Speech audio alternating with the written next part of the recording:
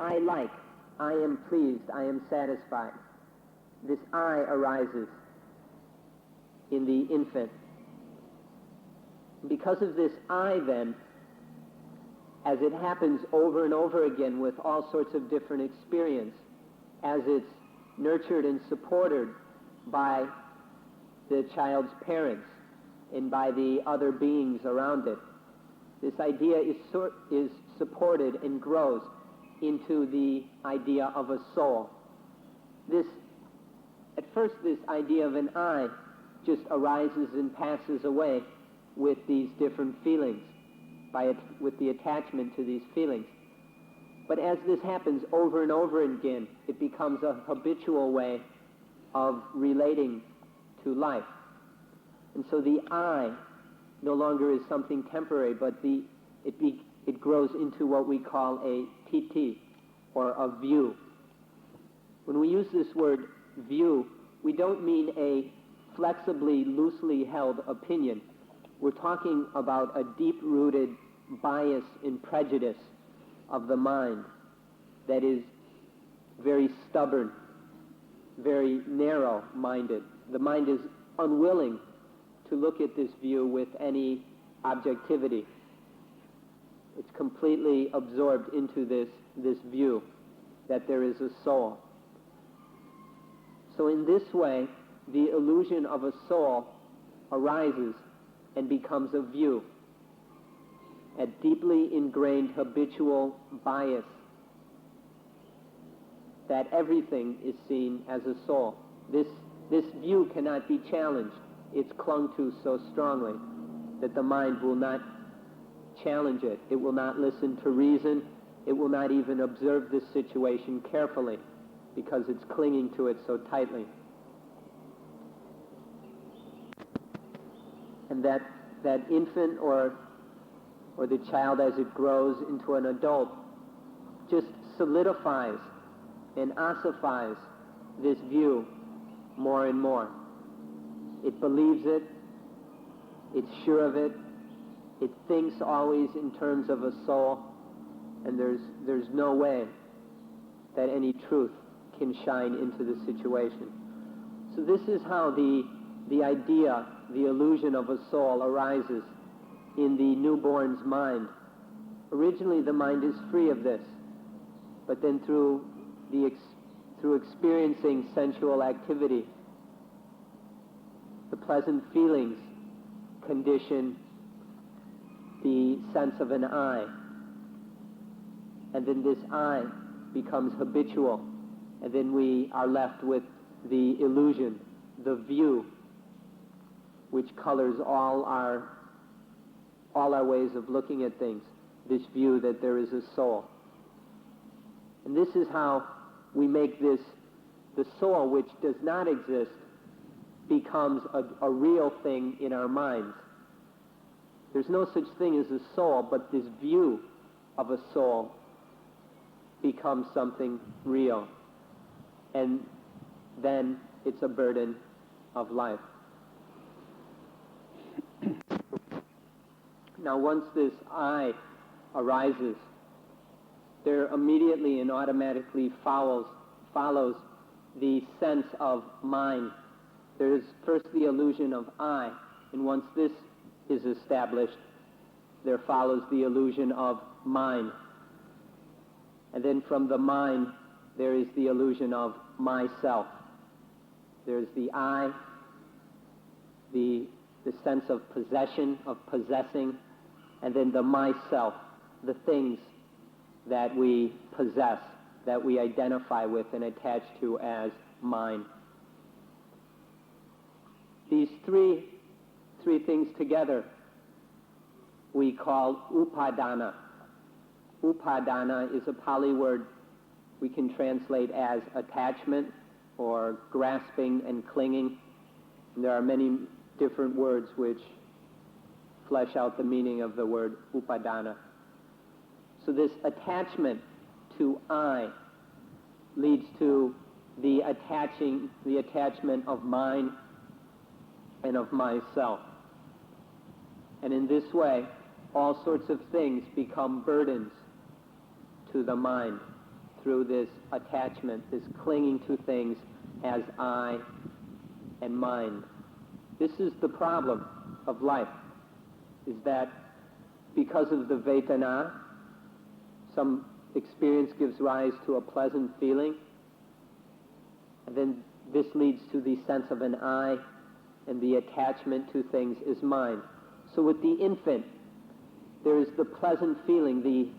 The infant is pleased, and then within the infant's mind there is I am pleased. And then the attachment to that feeling as my feeling, my pleasure, my happiness, my satisfaction. And then there's even the attachment to the milk, my mother, and things like this. And all other experiences are working in the same way. Through this, the Vedana arises the attachment of I and mine.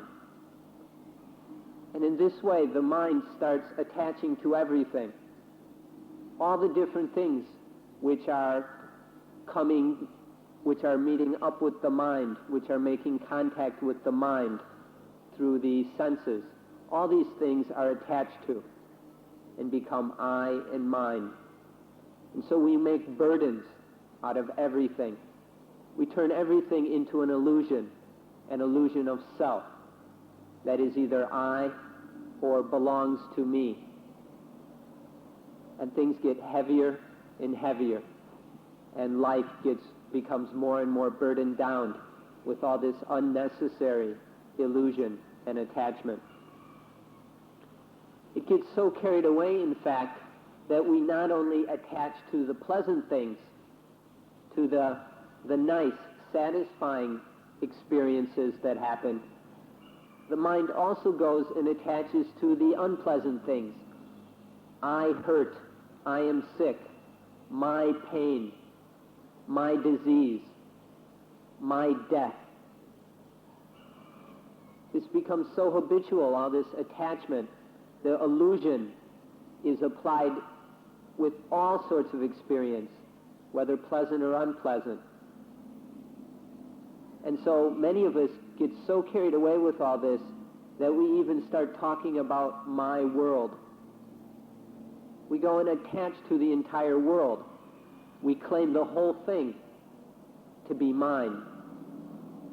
This is how this whole process gets really carried away, and how our pride and ego really know no limits in this illusion and attachment to everything, to the point that we even think of this as my world.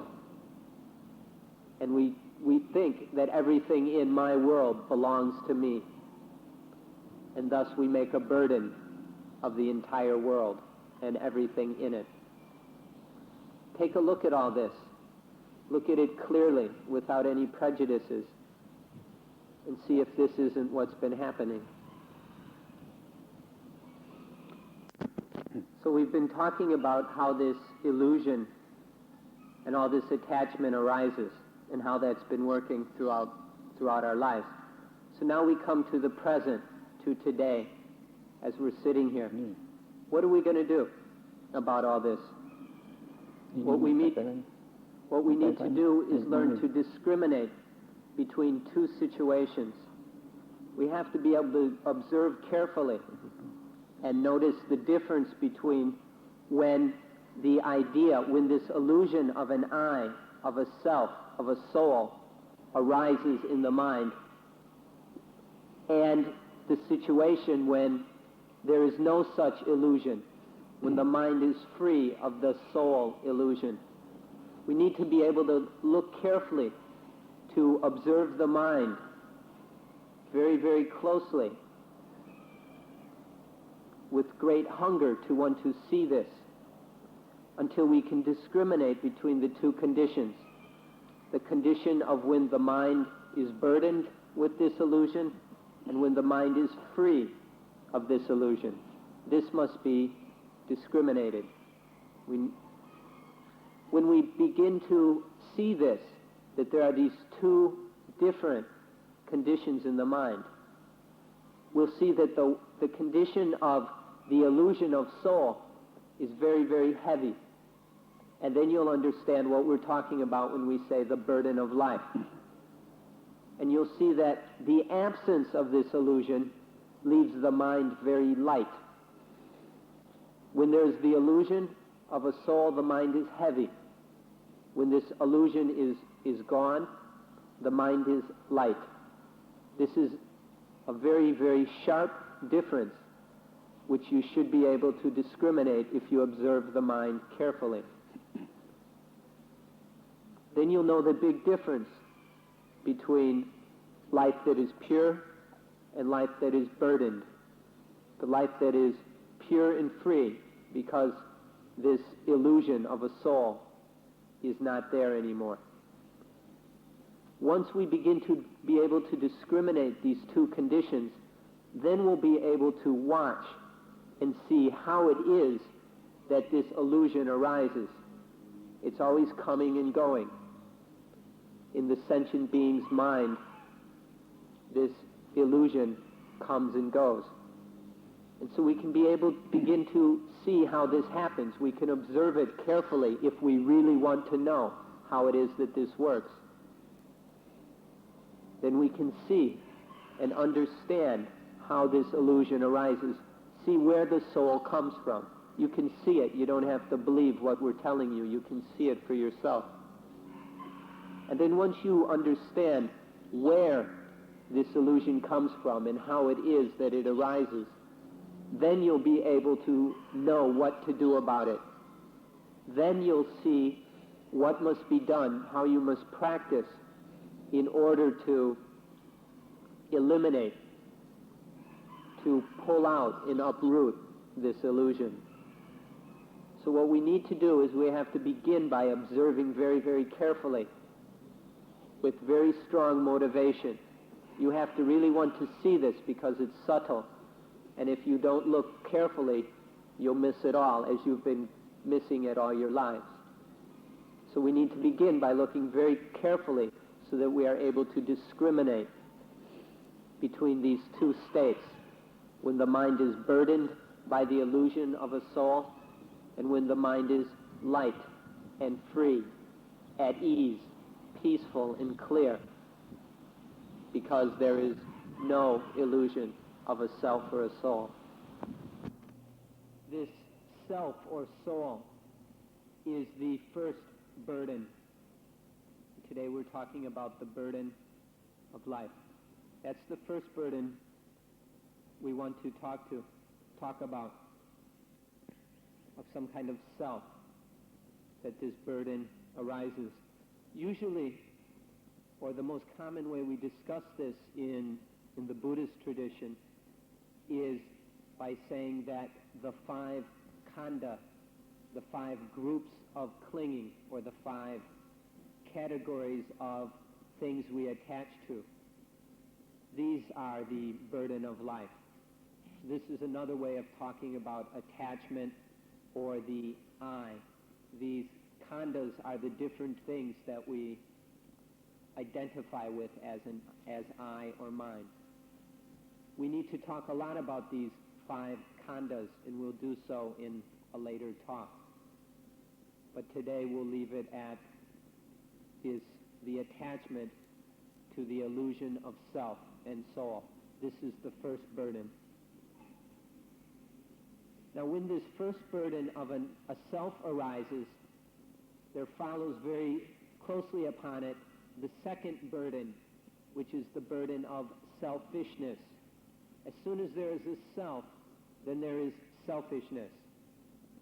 Though these two are very different, they are nonetheless inseparable. The self arises, and then selfishness is there also. Selfishness is a very powerful and destructive burden, which you can easily observe in yourself and in the world around you.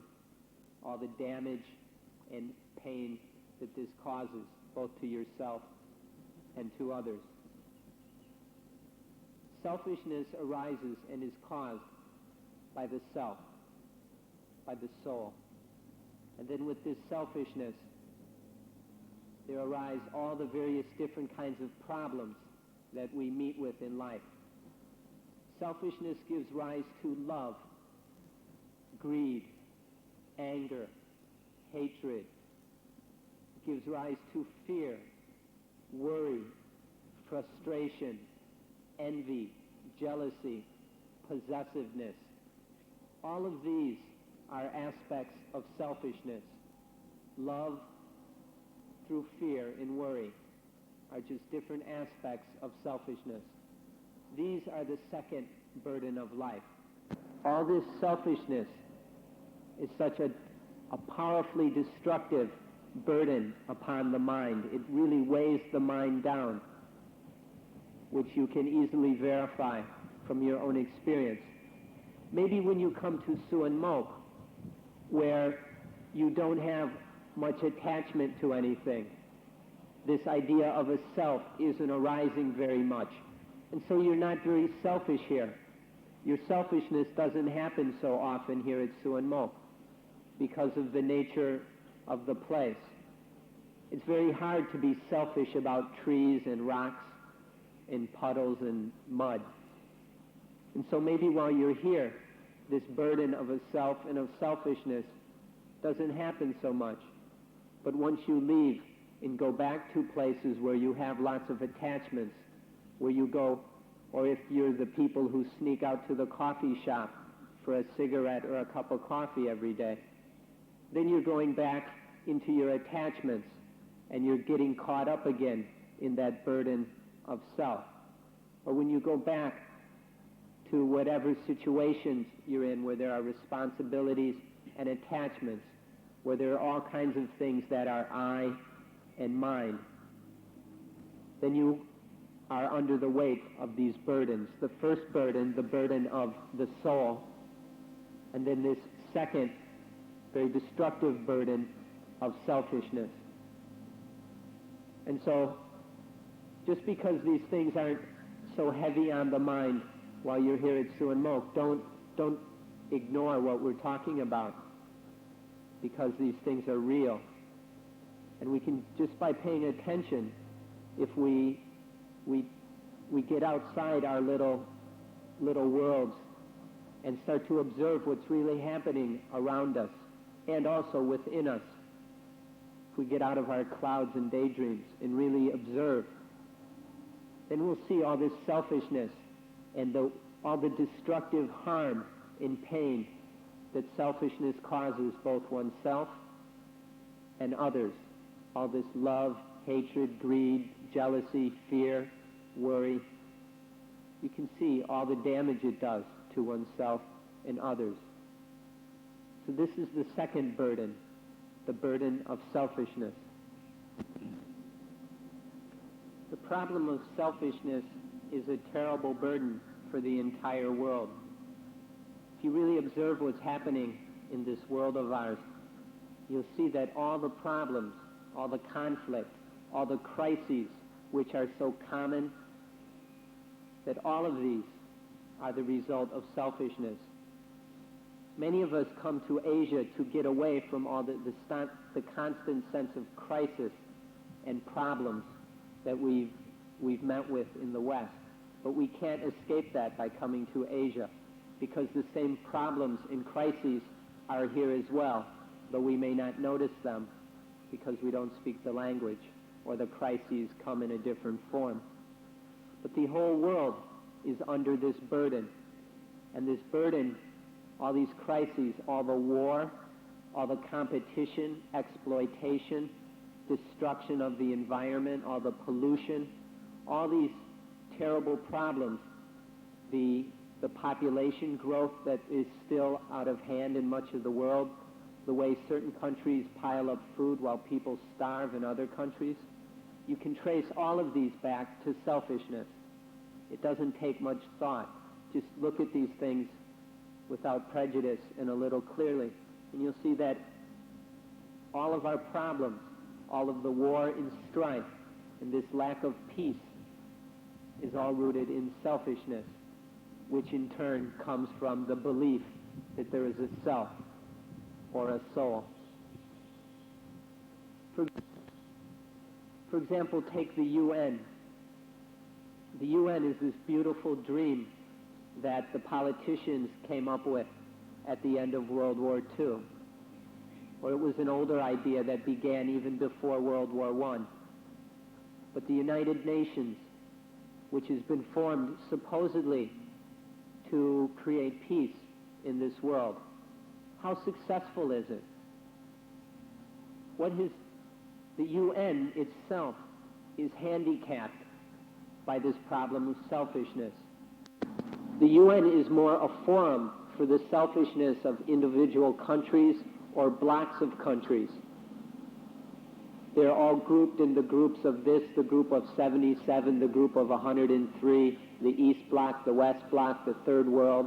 There are all these little groups banding together and clinging to each other in selfishness. And so the UN is so dominated by selfishness that it is unable to seriously do anything to develop peace. And so the UN is dominated by selfishness. And this is just a symptom of the selfishness that not only dominates the world, but that is deeply rooted in ourselves. Because so long as we cling to this illusion of a self, there will be selfishness. And as long as there is this selfishness in us, we cannot blame anyone else for the selfishness that we see around us, that is causing all the wars, in poverty, in conflict, in destruction that is happening in this world. This is the burden of life, and the entire world is suffering from it. And you're very deluded if you think that you can separate yourself out of that. As long as the world is suffering from selfishness, you will suffer too, as long as that you cling to the cause of selfishness, the illusion that there is a self or a soul. Selfishness is this terrible burden for the world. Because of it, all our activities are done for ourselves. Everything is oriented to ourself, not to what is right, what is correct, what is best. And so this is how selfishness prevents the arising of Dhamma, or doing what is correct, what needs to be done. This is this terrible problem for the entire world. And it's also a problem for us because each of us is in the world.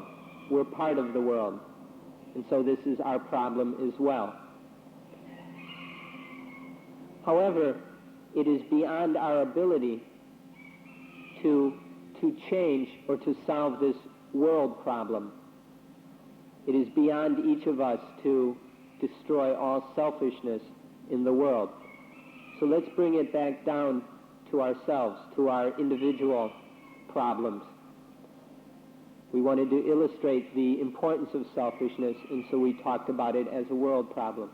But let's come back to our personal problems of selfishness.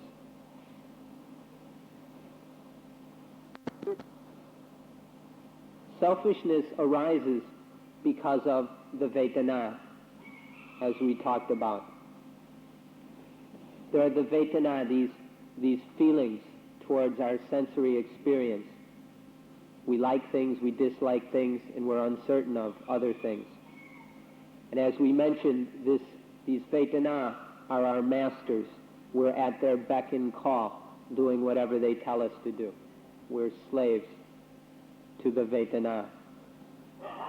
With the arising of a Vedana, this conditions what we call the Kilesa, which is another good word to remember. Kilesa. K-I-L-E-S-A.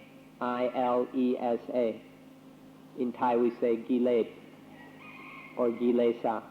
You might say Kilesa. We can translate this as mental defilement or mental impurity. These are dirty, foul things which besmatter the mind, which pollute the mind.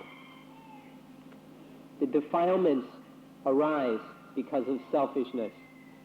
They arise toward these feelings.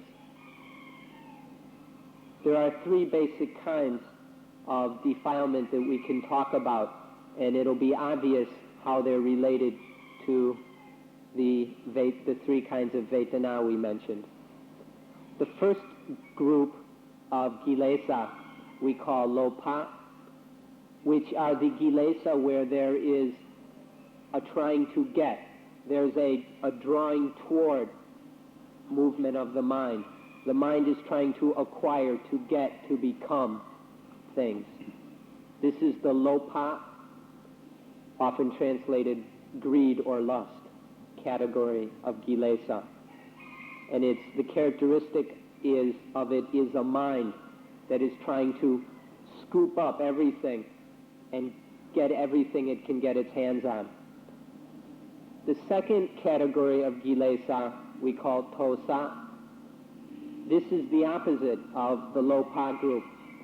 Tosa is trying to get rid of things, knocking them away, hitting them, kicking them, going so far as to kill the things we don't like. This is translated often anger, aversion, ill will, hatred. This is the Tosa group of defilement.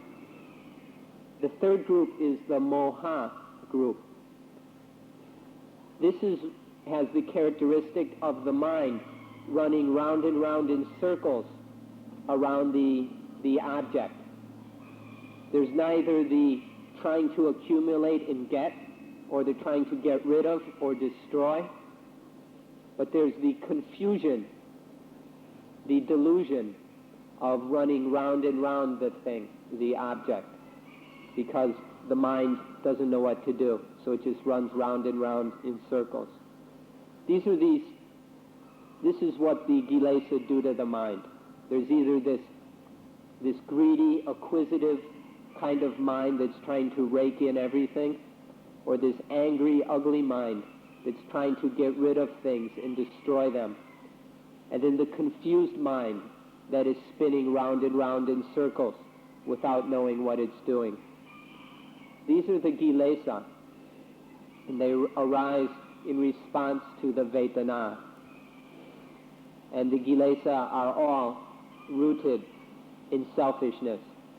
If you observe the mind closely enough that you see the Kilesa in action, when you really see the defiled mind, then you'll know what a burden these things are, how dirty and ugly they are, what damage they do to the mind.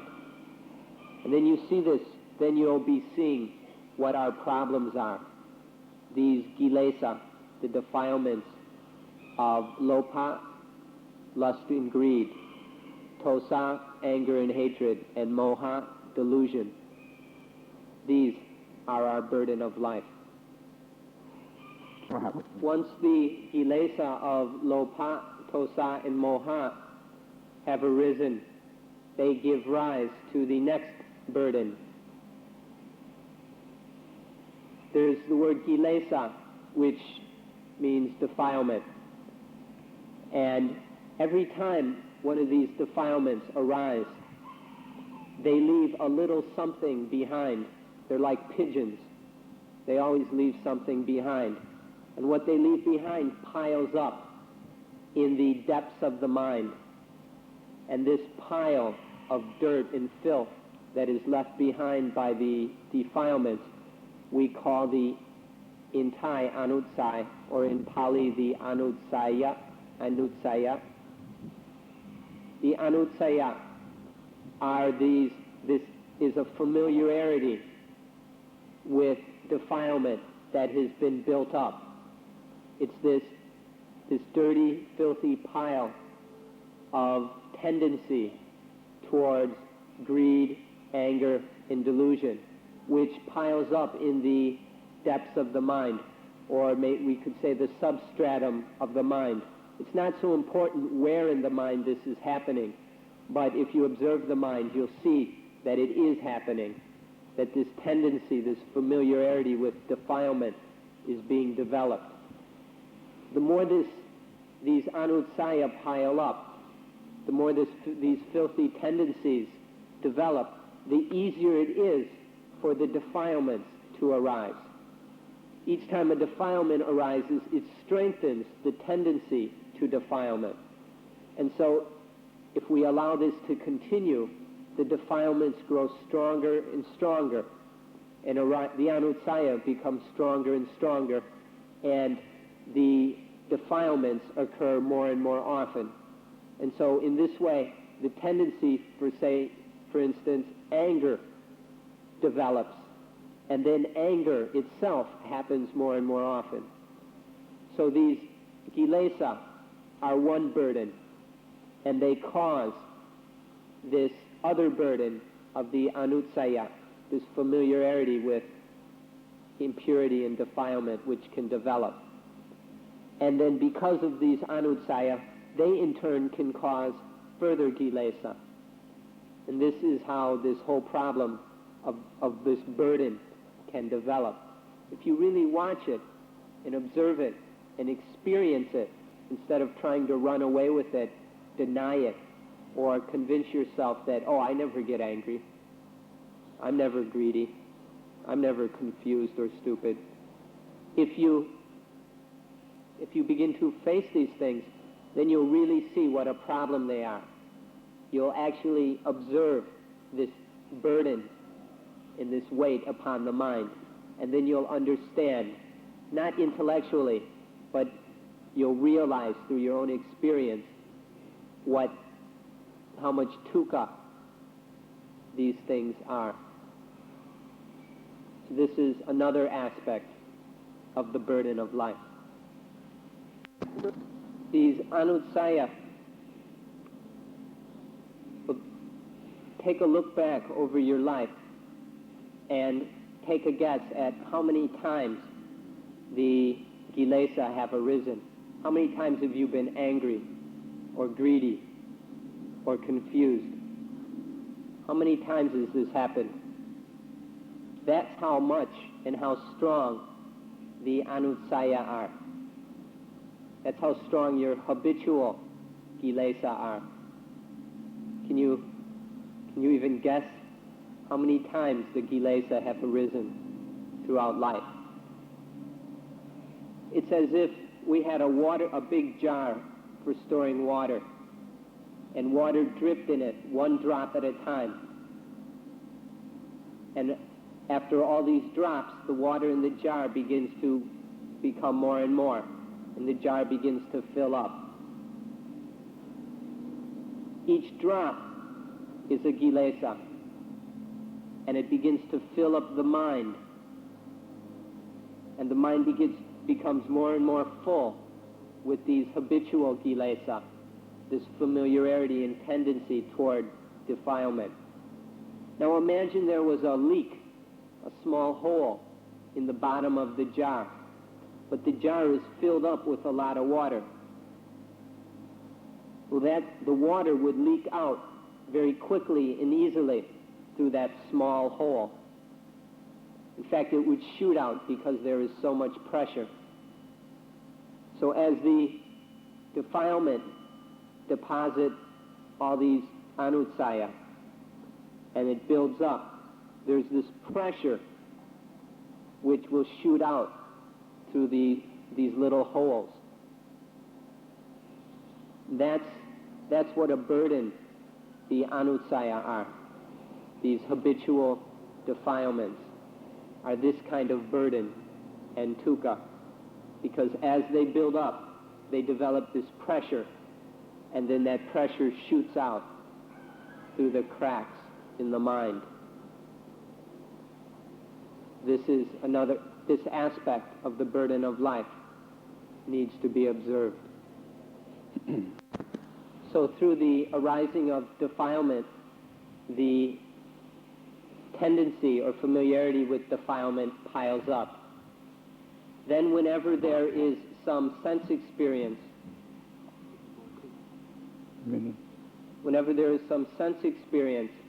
this can open up a leak in the mind. Whenever there is some sense object making contact with the mind, this can open up a small hole, and then the anutsaya can shoot out through that hole. and in doing so that becomes defilement again. So in this way, the anutsaya shoot out.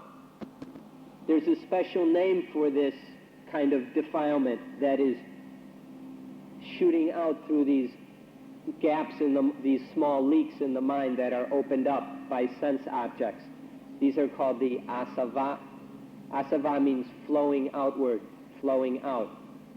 So there's this flowing out from the anutsaya.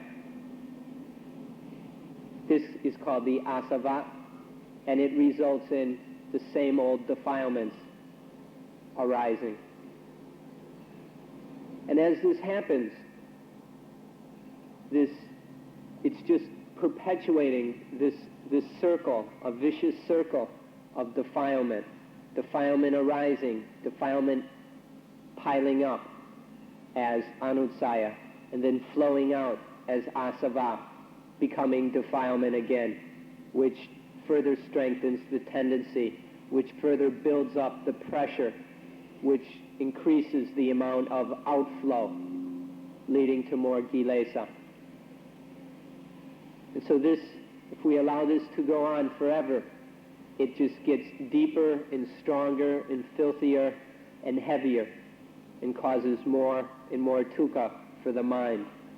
It's like being caught in the middle of the ocean and being spun round and round in some gigantic whirlpool. Just going round and round in all this defilement and all these tendencies and all this outflow. It's like being trapped in the ocean in some great whirlpool, being always spun round. Does that appeal to you? Is this kind of life the kind of life you want to lead? Or is it frightening? Is it fearful? Is it ugly? This is something you ought to consider. Now that you've had a description of how the kilesa, anutsaya, and asava function, imagine what would happen if there was enough mindfulness, sati, and wisdom, panya, enough mindful wisdom to prevent that outflow of the asava, so that when some object makes contact with the mind doesn't follow the tendencies that have built up, but mindfulness and wisdom stops that tendency towards defilement. And so in that circumstance, the asava don't flow outward, and then the kilesa don't occur.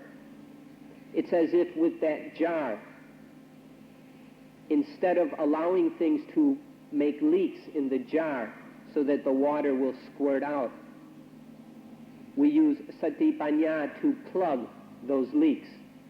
Every time something comes up to start a leak, sati panya stops it. And so there aren't any leaks developing in the jar. In this way, what also happens, it's as if in the same time we start to empty the jar of the water that has built up. So what is happening by using mindfulness, mindful wisdom, it prevents this outflowing of the asava, and it lessens, it weakens, it diminishes the tendencies, the anutsaya.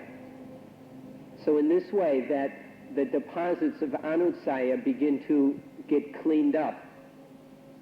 And as they weaken, there is less and less of a tendency to defilement.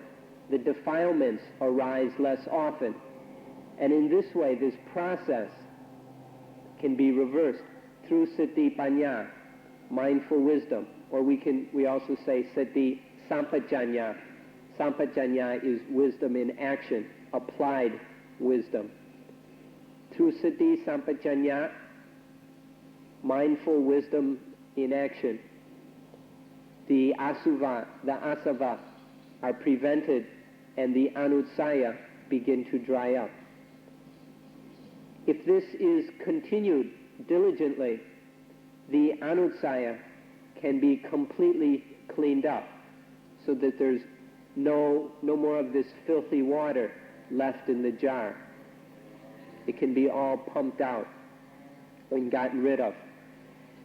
In this way, there are no more outflows, no more asava.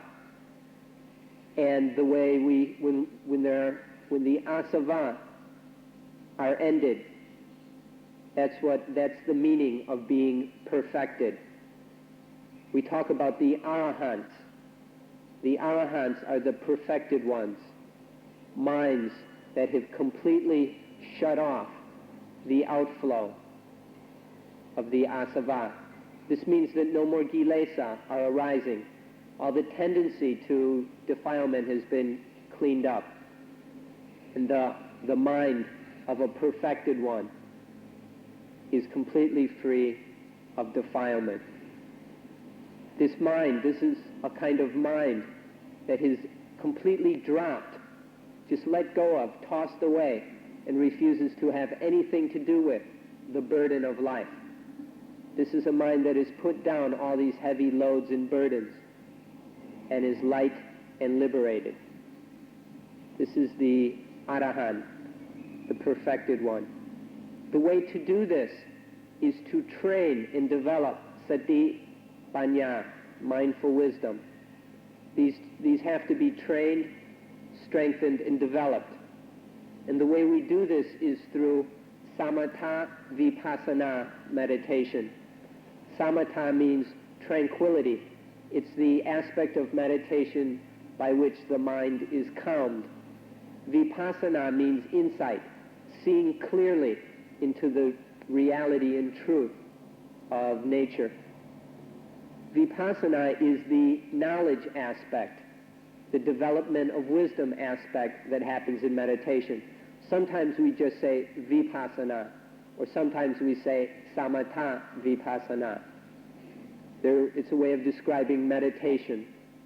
If we just say vipassana, it still includes the samatha aspect, the tranquil, calming aspect. Otherwise vipassana will not occur.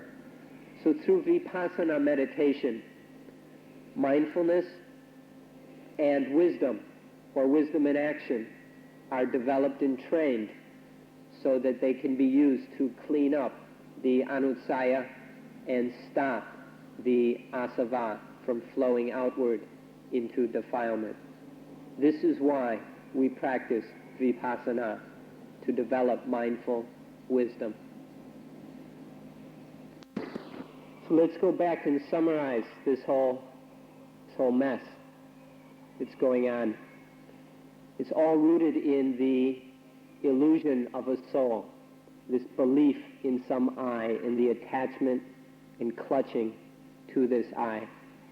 All this mess, all these problems, this heavy burden upon life, all comes from the I. Because of this soul belief, because of this concept of I and the attachment to it, there arises selfishness, the second burden. And because of the burden of selfishness, there arise the defilements, a third burden. The various defilements pile up, deposit these piles of filthiness that we call the anutsaya, the tendencies, the habitual defilement. Another burden upon the mind.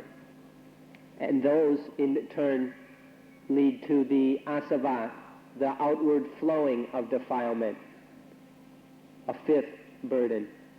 All these burdens of life, all these sources of dukkha, are all rooted in the illusion of a soul, this deep bias towards a self, that some I exists individually, importantly, significantly. This is the root of the whole problem. And so all this mess, all this filth, pain, burden, and weight can be cleaned up and dropped. We can just let go of it all by learning how to pull up that illusion of self, to cut off this illusion.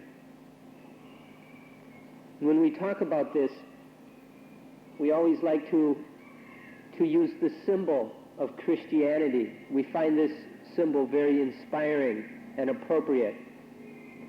The Christians have taken the cross as their most important symbol, and there's a lot of meaning in this, very deep and profound meaning, though many Christians may miss it.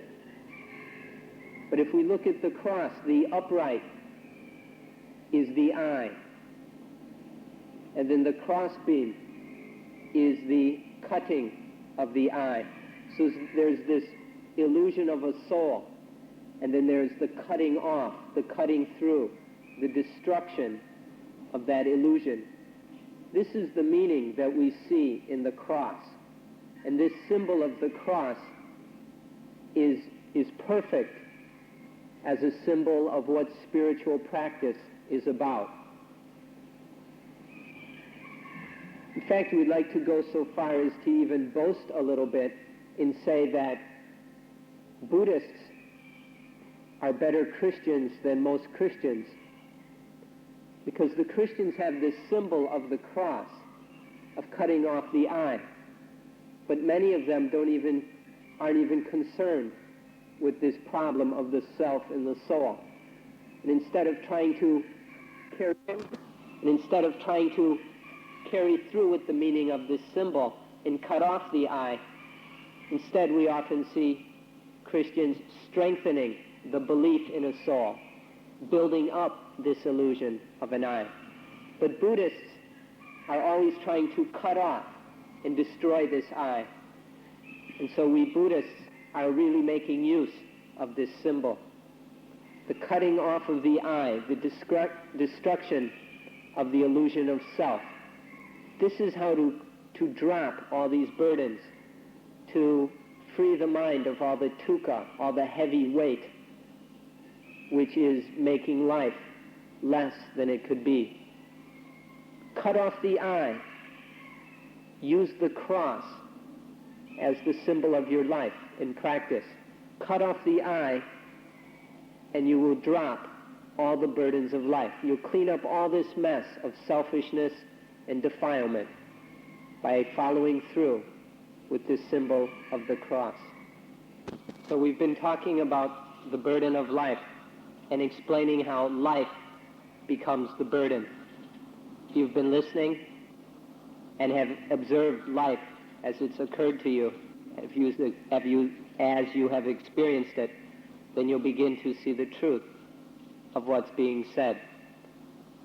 Life becomes the burden because of this I, this self, this illusion of soul. This extra weight is stirred up and imposed upon life. And then as selfishness, as the self and selfishness in this vicious circle of the defilements, as all these things go on and are conditioned, these dominate life. And so the life as lived is nothing but selfishness, and defilement. And in this way, life becomes the burden, because life is made up of just these burdens. And so this is how life becomes the burden. We've been trying to explain this.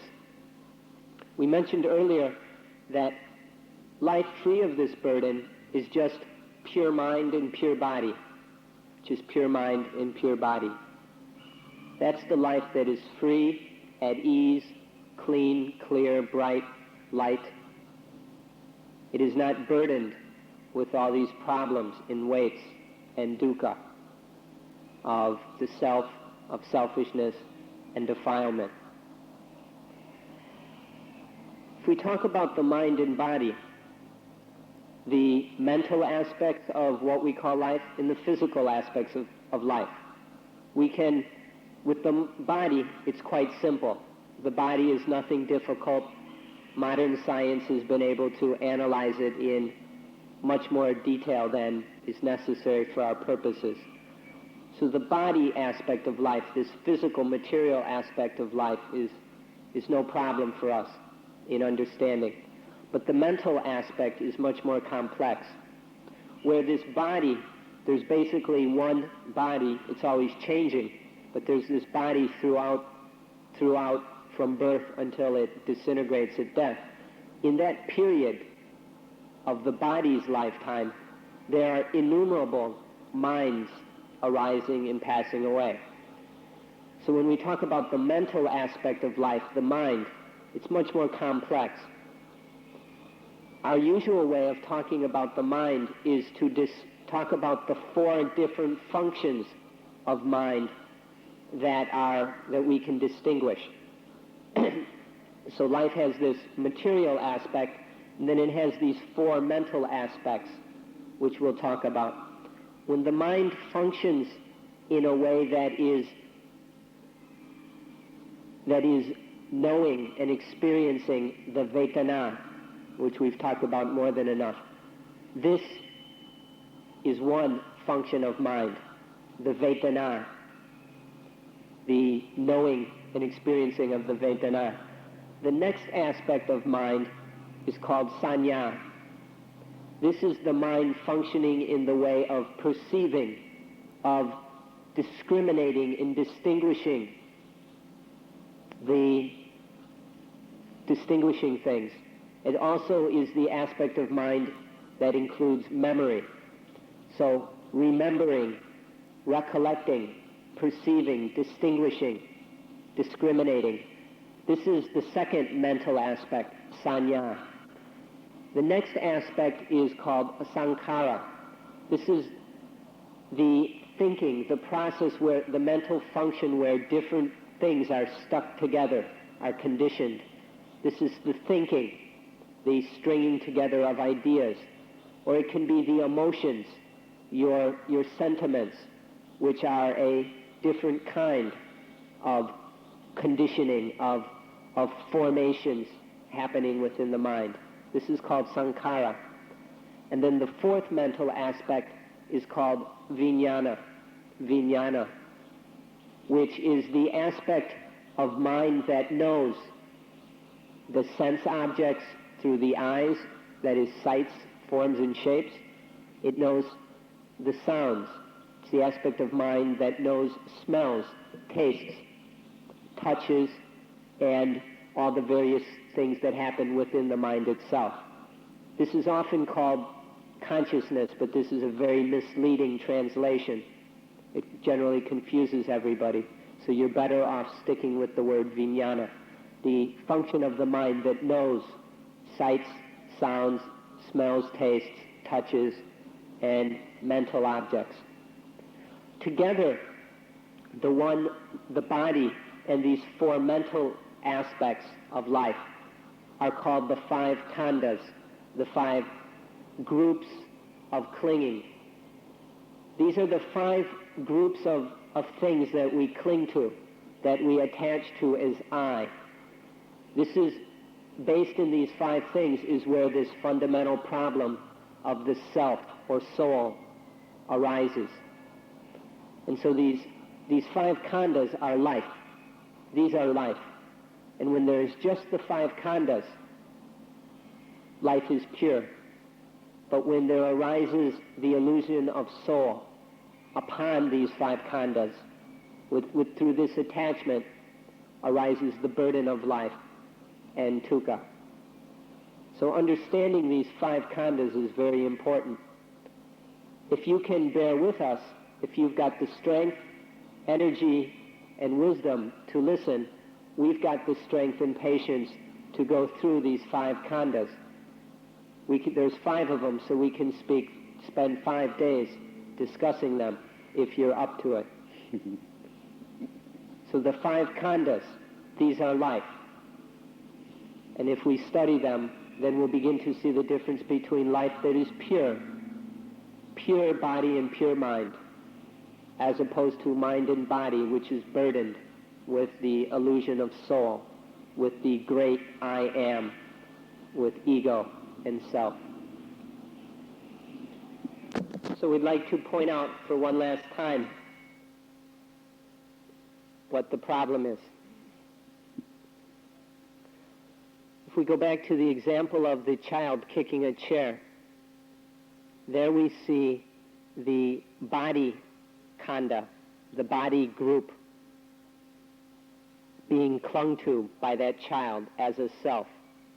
The child takes the body as a self, and there anger and everything arose. Or sometimes there's a feeling arising, a present feeling, and that feeling of I who feel, I the feeler, arises. And this is attachment to the Vedana khanda, the Vedana group of clinging. Or sometimes there is sanya, perception.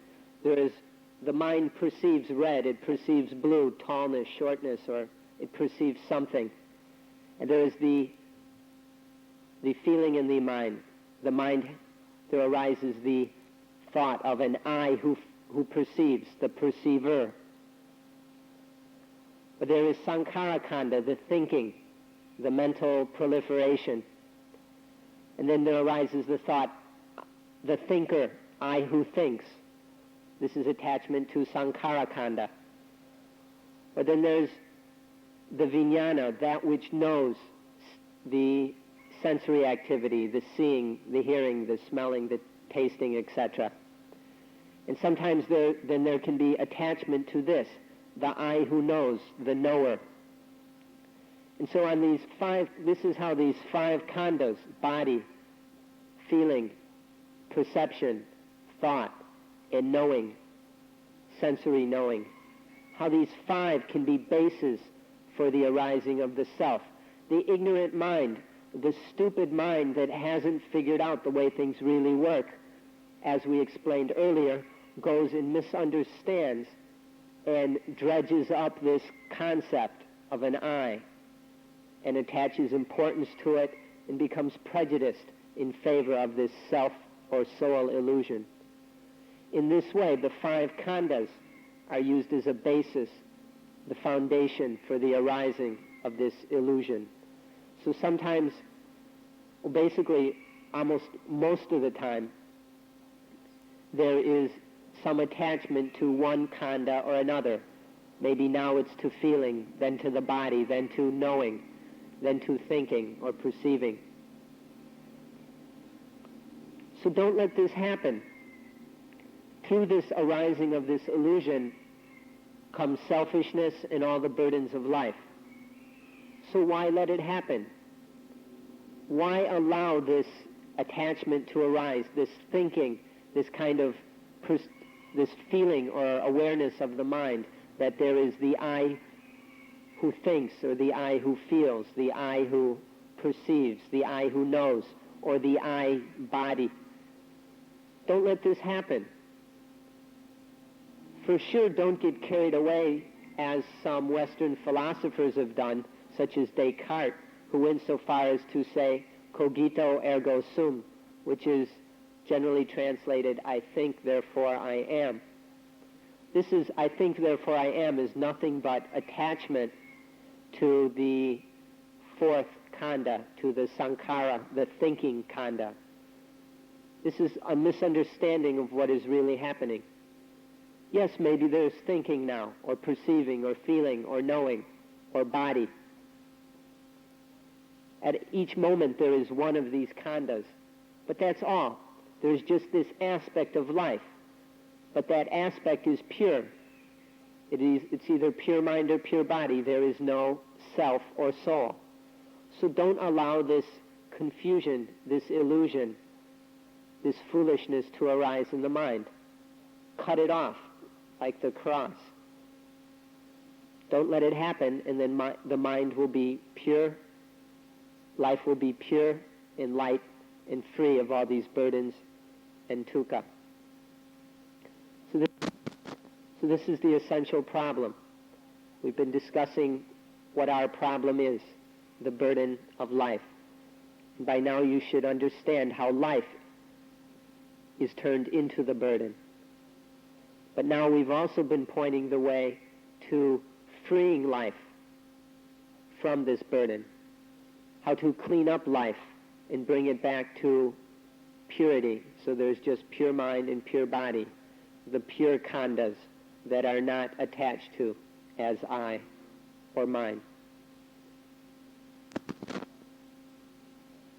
That's enough for today. We will end the talk here. See you again tomorrow.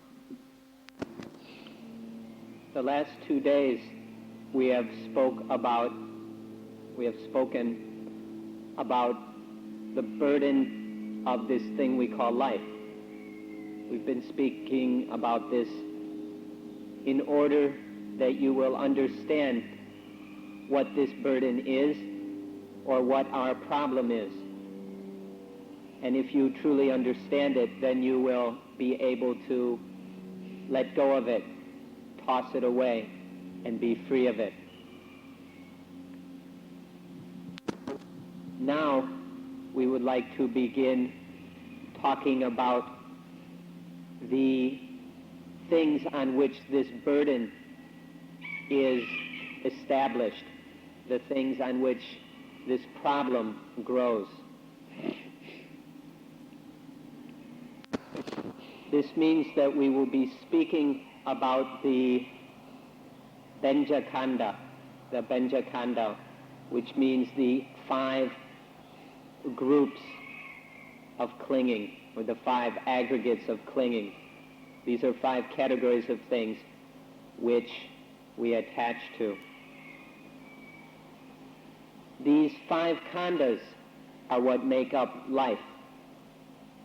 The 5 khandhas cover everything that makes up life. There is nothing that happens in life which does not somehow involve one of these khandhas. So when we speak of the 5 khandhas, the 5 groups of clinging, we're talking about all aspects, every aspect of human life.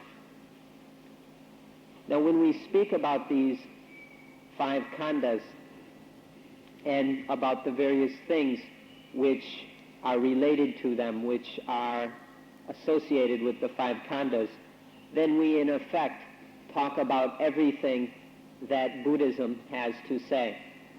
If we study these 5 khandhas completely, fully, in every aspect, both the khandhas and everything involved with them, then we will have studied all of Buddhism.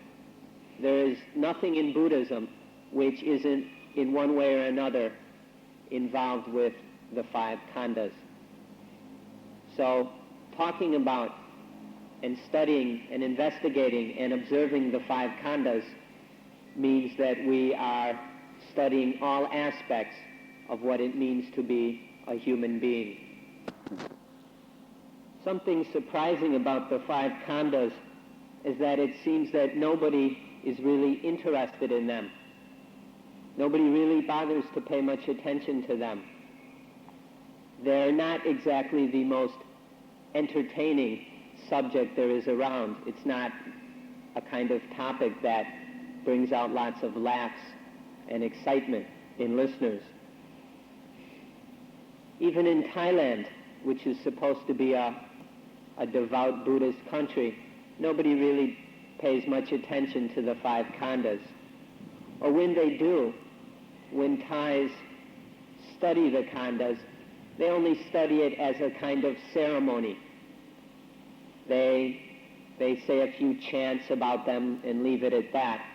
Or maybe they've got some books, some theoretical explanations of the khandhas, and then they go and read these books, memorize them, discuss them, maybe even go so far as to argue about it. This is about as far as people ever go in studying the khandhas. They go no farther than a theoretical, intellectual level. They don't bother to approach the khandhas scientifically. By scientifically, we mean going into these things experientially, experimenting with them, not with some concept or idea, but with the things themselves. So to scientifically study, experiment with and explore these things as they happen, dealing with the real things rather than some abstract notions about them.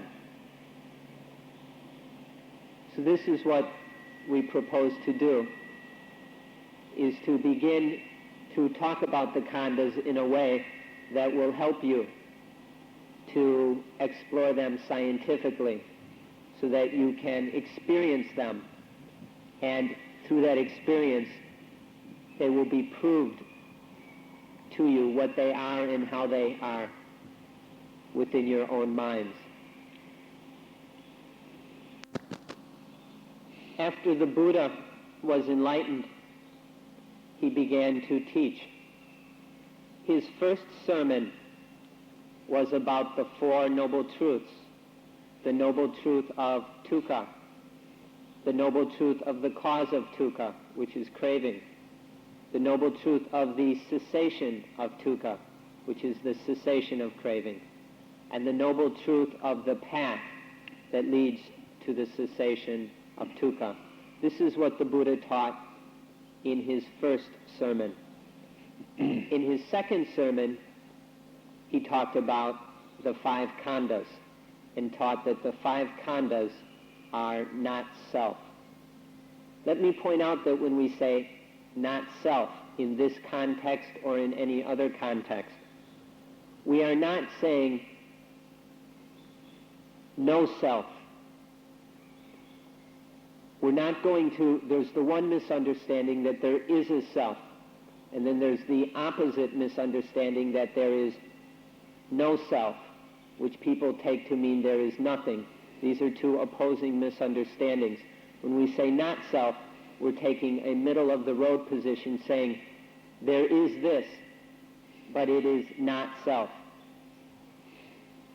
So in this second sermon, the Buddha discussed the five khandhas and explained that they are impermanent and not self, or not soul. The first teaching was about the Four Noble Truths, and then the second one was about these five khandhas. And through this teaching of the five khandhas, the listeners became enlightened beings, or arahants, perfected ones. And this has become, the Buddha went on and taught this more than anything else. The teaching of the five khandhas occurs more often than any other teaching in the Buddha's scriptures. And every time the Buddha is teaching that these five khandhas are impermanent and not a soul. The five khandhas and the truths that they are impermanent and anatta are a teaching that we can take as the heart of Buddhism. This is the core teaching of Buddhism. Even in the Mahayana schools, those are the schools that appear in the northern parts of Asia, such as China, Japan, Korea, Nepal, Tibet, and parts of India. In these Mahayana schools, where they have developed various teachings which aren't found in the Theravada or Southern tradition, in spite of, even with all these additional teachings which occur in the Mahayana schools, nonetheless, every sutta or discourse, no matter what topic it's about some bodhisattva or this or that, these discourses always end with a reference to the five khandhas being impermanent and not soul. So even in the Mahayana tradition, which includes many, many things which we don't find in the Theravada tradition, we find the core central teaching of the five khandhas being anatta, not self. And so this, even though these two traditions in Buddhism, the Theravada and the Mahayana, often go in completely opposite directions in some of the digressions and explanations and details, there is still this one core teaching that holds both of these traditions together, which is a common ground within all of Buddhism, no matter what school or what external forms and ceremonies and rituals it takes on. At the heart of Buddhism, if it's really Buddhism, there is always the teaching of the five khandhas being impermanent and not soul. The five khandhas are the source, or not the source, but the basis of our misunderstanding. Through misunderstanding these five khandhas, we take them to be an atta, or the Sanskrit word atman, or English soul, or self. We take these five khandhas to be some sort of soul through misunderstanding them. This was going on long before the Buddha appeared in the world. This misunderstanding and attachment to the khandhas happened and had been happening for a long time before the Buddha. But then when the Buddha appeared in the world, he saw that these five khandhas were not in fact a self or a soul. Rather, they were anatta, and then he taught this. And so we need to study these and look into them to truly realize this fact that the five khandhas are not soul.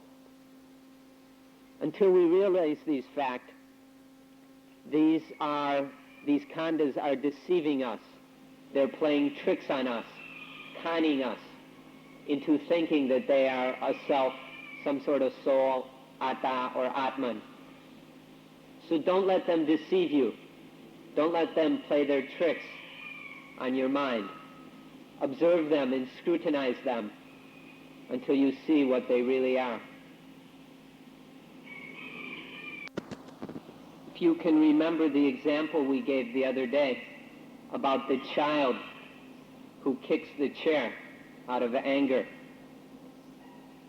When the child bumped into the chair and there was the unpleasant sensation of pain in his leg, and then anger arose, then there arose the illusion of atta, the illusion of a soul within the mind of that child. I am an I. I am a self. This misunderstanding arose in the child's mind. And with that misunderstanding, then there also arose the misperception that the chair is also an atta, a self, a soul, some permanent, separate, individual entity. And so there's the atta illusion of I am an I, and then it is my opponent. And so here we have this fundamental conflict arising already. Nobody taught this to the child. It happens in children even before they go to school. This is something that arises instinctually within the minds of sentient beings. And so this is how this atta is arising. And this is an example on the physical level, how we take something physical, a body, a chair, to be the soul or self. This is a subject a topic which we must go into in greater detail in order for you to understand it completely. Yesterday, we mentioned that life is made up of two aspects, nama and rupa, mind and body, or sometimes it's translated name and form. Nama and rupa, mind and body, the mental and physical aspects of life. The physical aspect is not very complicated, but the nama aspect is more complex. And so we often divided into 4 categories, giving us 5 categories: body, and then 4 mental aspects. The first mental aspect is Vedana, feeling, the feeling group, which you ought to understand by now. Then the second is the Sanya group, perceptions and discriminations about this is red, that is white, this is tallness, shortness. Then there is the Sankhara group, the mental conditioning, the thinking and proliferating and emotional aspect of the mind. When I mention emotional aspect of the mind, when I use the word mind, I'm including also what some people would call the heart. And then there is the 4th mental aspect, or the 5th khandha, which is vijnana. Vijnana is the awareness of or knowing of the sense stimuli, sights, sounds, smells, and so forth. So we can look at life in these 2 aspects of mind and body, or in the 5 aspects of body, feeling, perceptions, thinking, and vijnana, or the bare awareness of sense experience. This is all that life is made up of. Life is merely mind and body, or merely the 5 khandhas. So please take special interest in these things if you would like to understand what life is made up of. When we study the 5 khandhas, let's begin our study with the fetus, which we all once were in the mother's womb. And the fetus is born as an infant. Let's study the 5 khandhas as they arise in the infant. The young infant begins to receive sense stimuli from the world around it. Here we have then the sense organs functioning and the sense objects. This is kaya khandha, the body khandha, or rupa khandha. Then there are the vedana arising towards these sensory stimuli and sense experiences. And so we have the vedana khandha.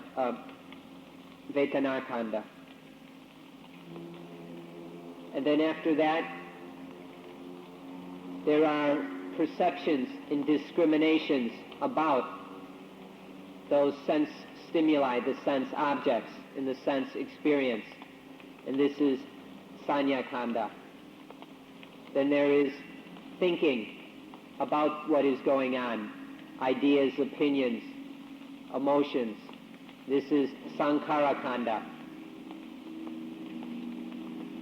And then involved in all this is the awareness of what is happening and the knowing of what is going on. This is Vijnana khandha. In the womb, the fetus is compounded or made up of, or there is the body khandha already present, but it is not yet complete. It is not yet fully functioning. But after birth, the body khandha begins to function completely with the functioning of the sense organs. And then there is the sense organs are contacted by the sense objects. And then there is vijnana khandha arising when the sense organs and sense objects come into contact. So then there is the vijnana khandha, the awareness or knowing of those sense contacts. This leads to the arising of vedana khandha, the various feelings of the mind, feeling positive or negative or uncertain about whatever sense experience is occurring. And then the thinking, sankhara khandha, that is compounded regarding that experience Sanya Kanda, the perceptions of the marks and signs of that experience, noting various aspects of the experience. And then, lastly, Sankhara Kanda, the thinking about it. This is how the 5 khandas come into being and begin to function fully at sometime soon after birth. They incompletely existed even before birth, but after birth they begin to work fully. And then there are these 5 khandas doing their thing, and this is what we call life. These are the 5 khandas, or life, of life. Or we can say that life is the 5 khandas. In the womb, the Sankhara Kanda, or thinking group of the infant, is probably not very complete, or not very complete or perfect. And so for this reason, it's probably not possible for the infant to think. And without this ability to think, the concept or feeling of I, of self, cannot arise. So in the womb, the fetus probably has no illusion about an I. But after birth, there arises various experiences which the infant either likes or dislikes, is satisfied with or dissatisfied with. And because of these, the arising of these Vedanas, then there is this becomes the illusion that I am satisfied. I like this, I dislike that. And here we have the arising of the illusion of a soul or an I. This is the Sankhara Kanda. It begins to function completely sometime after birth. And it's rooted in this feeling, usually the pleasant feelings towards various sense experience. And so in this way, the idea of a self is formed. This is how the burden of life comes into being, through the full functioning of the 5 khandas, the burden of life and all the problems that come with it. Once the I arises, this concept of soul, this is followed very soon by selfishness, where one thinks, speaks, and acts for one's own sake, for the sake of the self, rather than for the sake of what is right and correct. And thus all our problems, all the dangers and harm that takes place in the world starts to spin round and round through the arising of this I. So this is the burden of life. If you study these 5 khandas and how they work, then you will begin to see how the I, how the soul illusion arises. And then you will maybe be able to do something about it. Let's summarize what we've said so far with this. Life are the 5 khandas and their activity. Life is merely these 5 khandas and their behavior, their activity, and nothing else. This is all that life is made up of. The rain is telling us to end today's talk, and so we will stop today on this note, and we'll continue on a later date. Today we must continue to speak about the 5 khandas, the 5 aggregates. We need to look at this, or we will continue looking at this from some angles and in different aspects which we haven't looked at yet. In order to understand the burden of life, we need to understand the 5 khandas completely. So please bear with us, be patient, and determined to follow with us as we continue talking about the 5 khandhas. We must know these khandhas as clearly as we know the different objects and furniture within our house. In our house we can see everything there very clearly.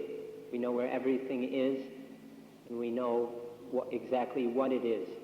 We must have this same sort of clarity about the 5 khandhas. Just talking about them or listening about them is not enough. Writing notes in a notebook is not sufficient. We have to clearly see these 5 khandhas, to see the body aggregate when it is functioning. See the vedana or feeling aggregate when it is performing its function of partaking of a feeling, of liking, disliking, whatever.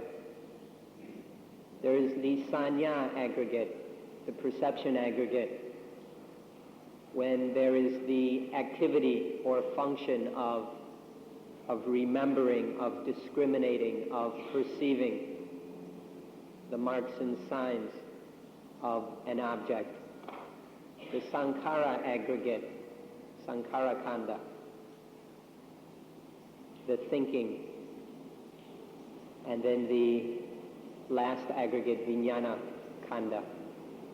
We must know these 5 khandhas the way we can know the fingers on our hand and see them clearly the way we can see each of the fingers on our hand. They're distinct.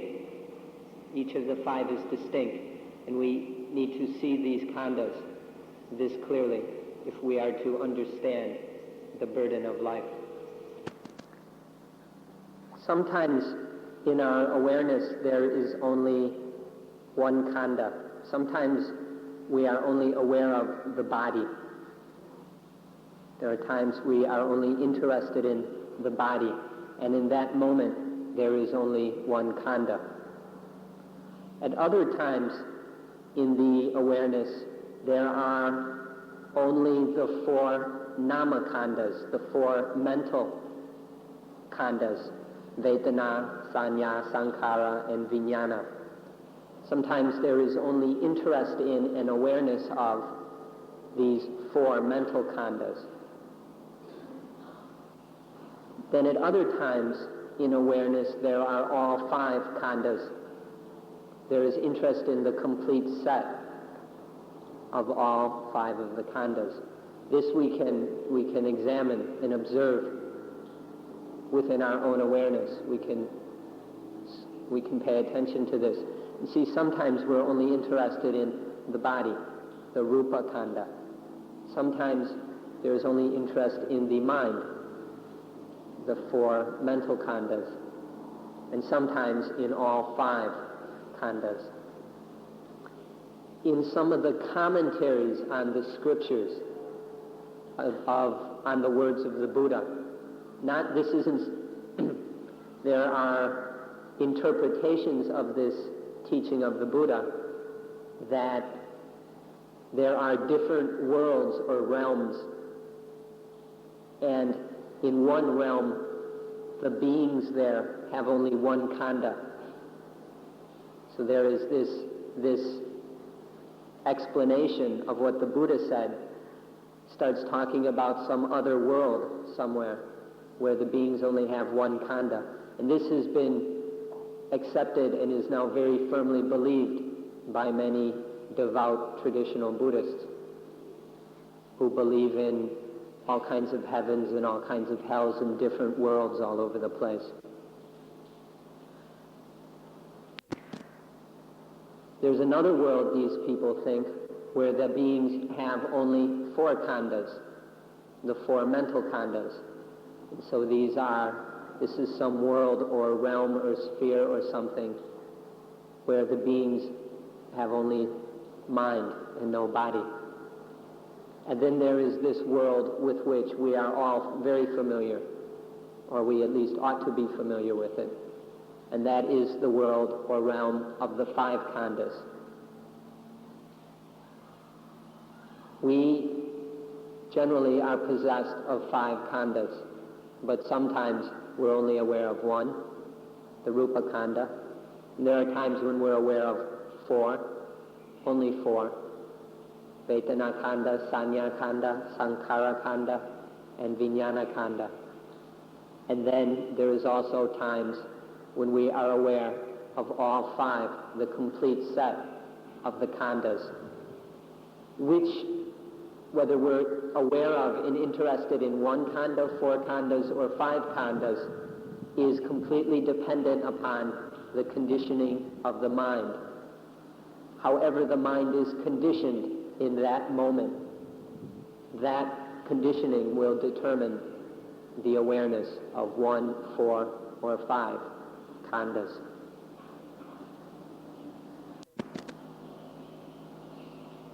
We've heard already how these 5 khandas are the thing we call life. We've discussed this adequately, and so we already understand that life and the 5 khandas are the same thing.